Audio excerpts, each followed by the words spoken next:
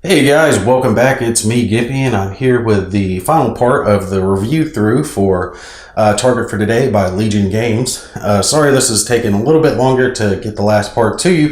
Unfortunately, I had already filmed it once, and like I said in my other playthrough video, I ended up having some computer problems and lost a lot of my work that I'm having to redo at this point. But I'm getting it back up. I did want to let you guys know, though, that you're going to see just a little bit less coming from me for the next couple of weeks while I'm finishing up a project that I'm working on. I'm not going to tell you just what it is yet, but you guys will see it soon, and you're going to see a large amount of videos from me put up all at once.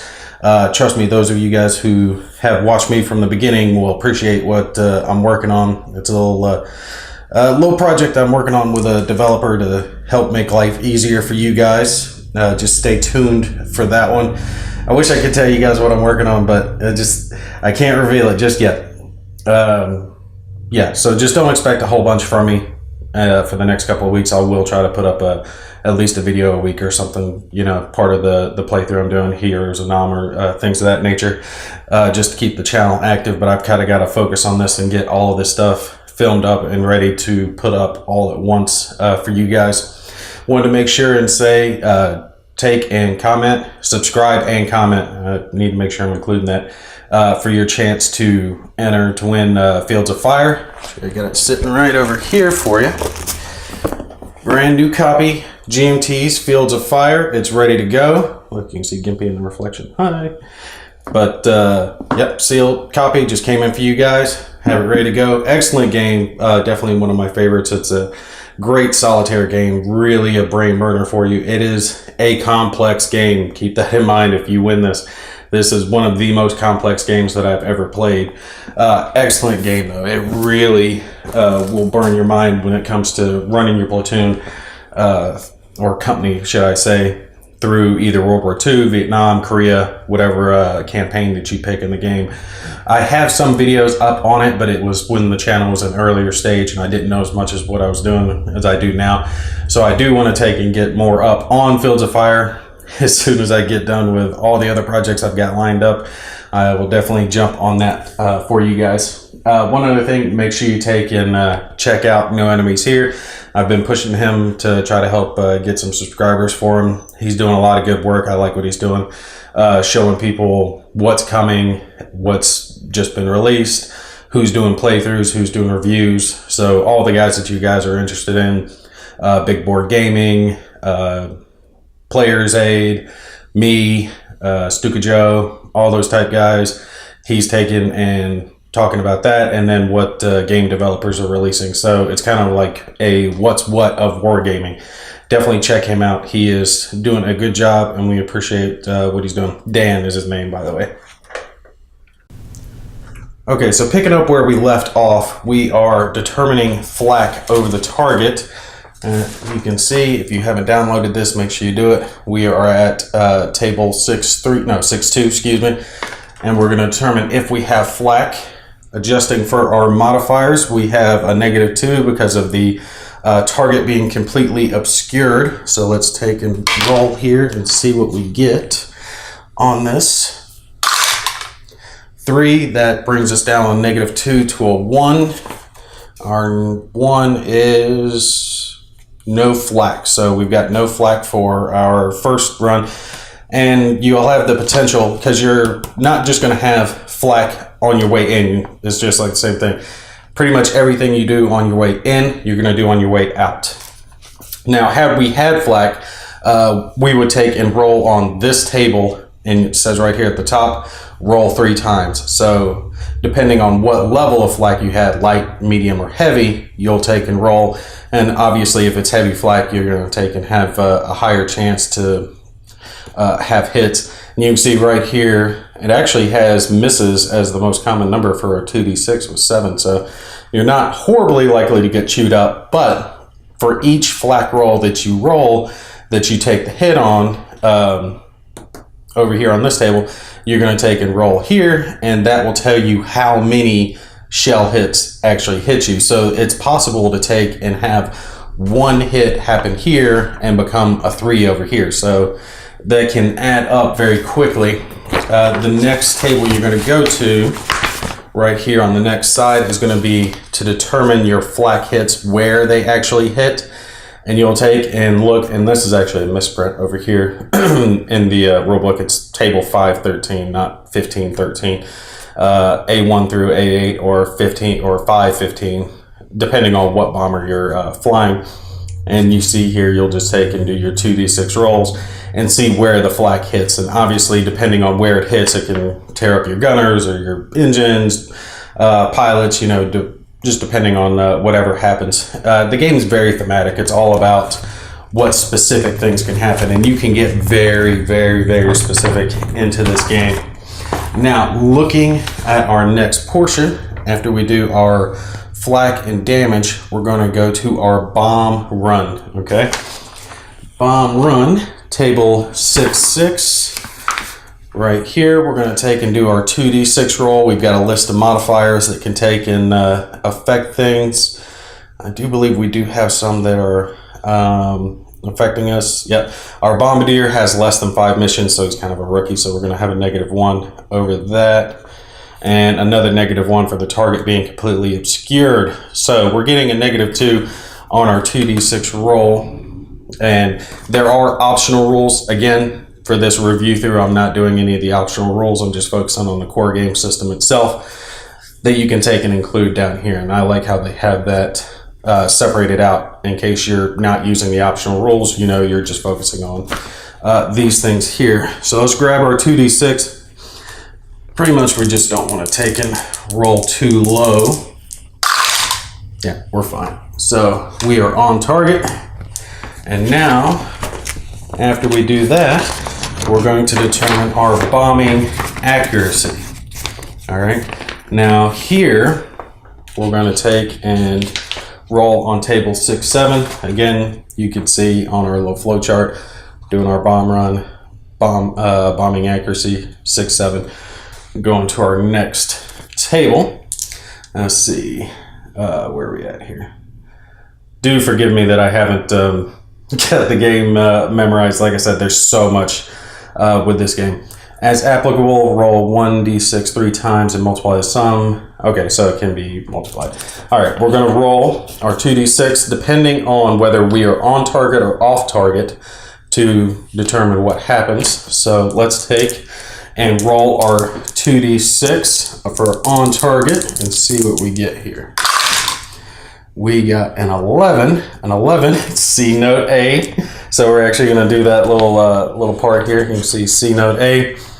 As applicable, roll 1d6 3 times and multiply the sum by the roll of a 1d6 die. So what that means is we're going to roll 1d6 3 times, add it together, and then roll another d6 and multiply the added together number by the first roll. So let's see if Gimpy's math is really bad today. 1. Second one. 1. We got a 2. You gotta be kidding me. You gotta be kidding me. 6. Okay, so we got an 8. And now we're gonna multiply 8 by 5. 8 times 5 is 40. So not as bad as it started out to be.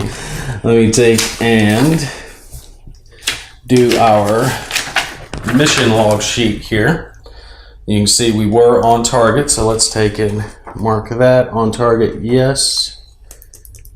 My little pencil right here.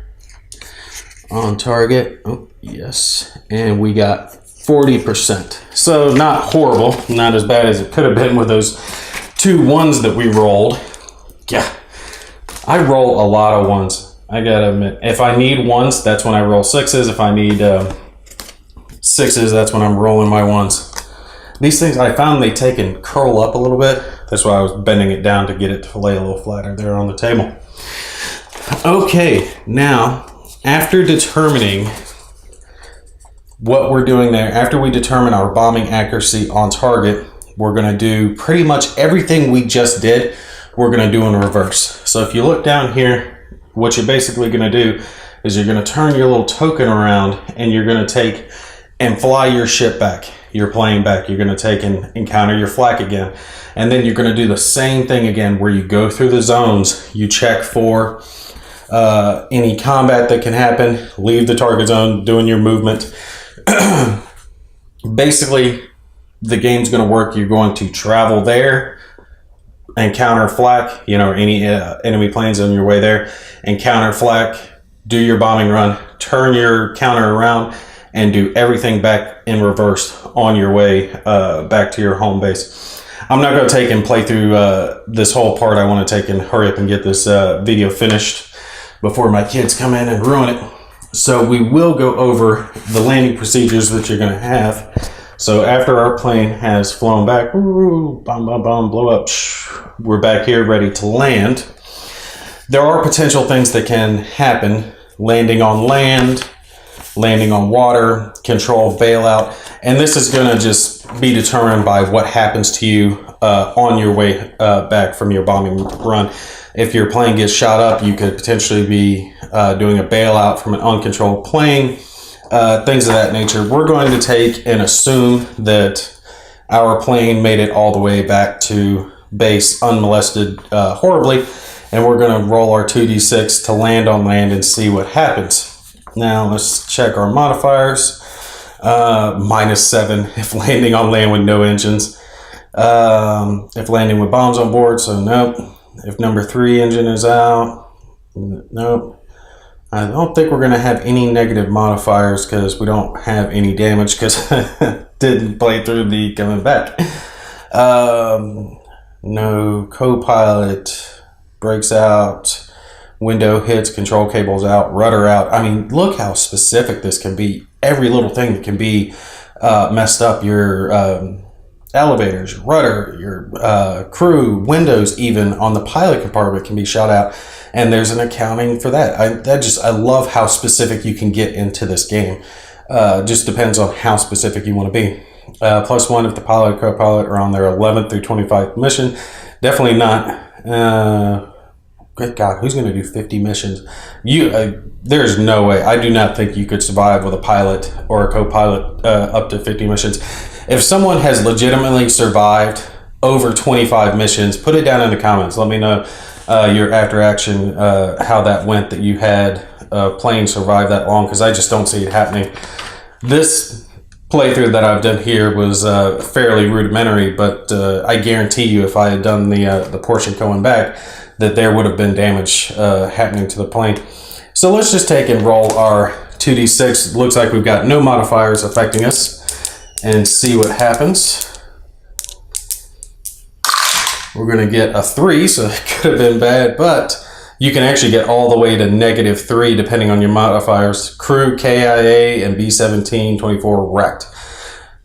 We are in crew and B-17, B-24 safe if landing at base, crew safe, bomber lost if crash landing in Europe. So we're good to go. We don't have any issues. We effectively landed and we completed our first little bombing run there. So that's the basics of how the game's going to run in and of itself. It is, like I've said in the previous videos, and I'm going to reiterate again, massively chart heavy. I mean, sorry about the camera there. You guys can see there is a whole booklet here that you're going to use on your missions just for the tables themselves. And then there's a booklet for damage that can happen to your plane. And then there's the booklet that you're going to use when you're starting your mission and you're figuring out your targets and where you're going to potentially go and what the modifiers are. There is just so much chart rolling, but the game is very thematic. And it can get tense. Some of the games I've played off camera, you'll have moments where an enemy plane's coming in and you're getting shot up in certain areas, and you're like praying that they don't take out your gunners because you still have to get a few more zones before you can turn around and start coming back. You're praying that your engines don't get taken out, and the optional rules can take it into an even more specific and in-depth and thematic game experience.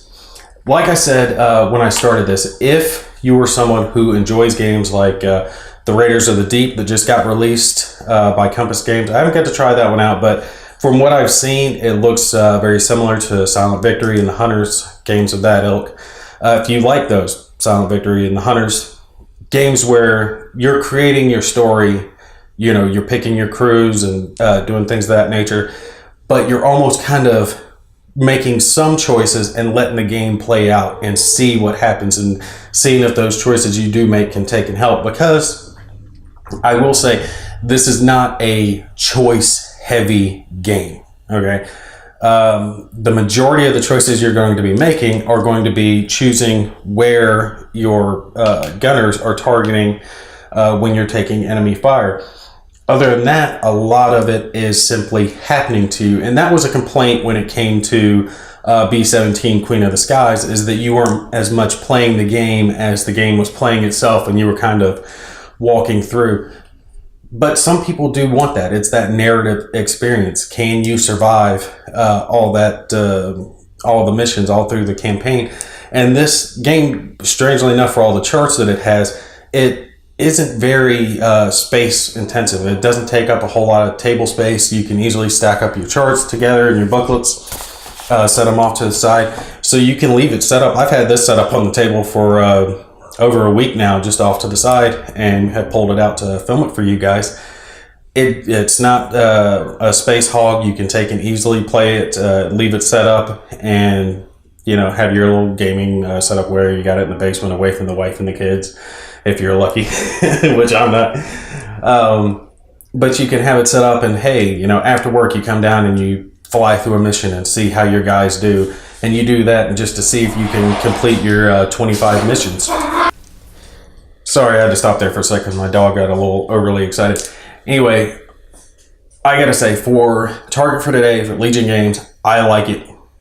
Great game. Gets 2 Gimpy thumbs up, but only if you are specifically into the narrative type of game. If you like RAF, speaking of which, that's you guys let me know down in the comments what you think of that. I've watched Stuka Joe's review of that, and I've got that one on my list to try next at some point, the RAF Battle of Britain. But games like that, Silent Victory, all the ones that I've mentioned, this game, up there with them. Excellent component quality, with the exception of the counters. I will have to say, the counters being off-cut has created, you know, a little bit of a pain in the ass for me. But the fact that they included informational counters like the, you know, hit but can continue on, the modifiers, so that way you're not trying to remember which ones of the enemy fighters have been hit and have negative modifiers on them, that was very mumuch appreciated. And then you also have your counters to represent if crewmen are wounded or frostbitten, or if there's a fire, all the neat stuff that they've got in there. Even they've got some for, I think it's the oxygen mask. Yep, oxygen out there for you. The size of the counters is the problem. The actual quality of the counters is great. They did fine with it. I was a little curious about why they didn't print them on the back. That it seems to me that they were kind of wasting a lot of space. They could have put other things there, but I don't know as much when it comes to printing board games, so maybe it was cheaper for them to do that way and more cost effective. But anyway, yes, I highly recommend Target for Today if you are into that type of game. If you don't like rolling dice, and if you don't like looking up things on charts and kind of letting the game play itself through and seeing what happens at the end, not the game for you. You can skip it. If you like Silent Victory and the others, absolutely get it. You'd be depriving yourself without it. Anyway, that's going to take care of it for me. You guys make sure and enter my giveaway so you can potentially win another excellent solitaire game with I'm bringing that Fields of Fire. You guys take care. I'll see you in the next one.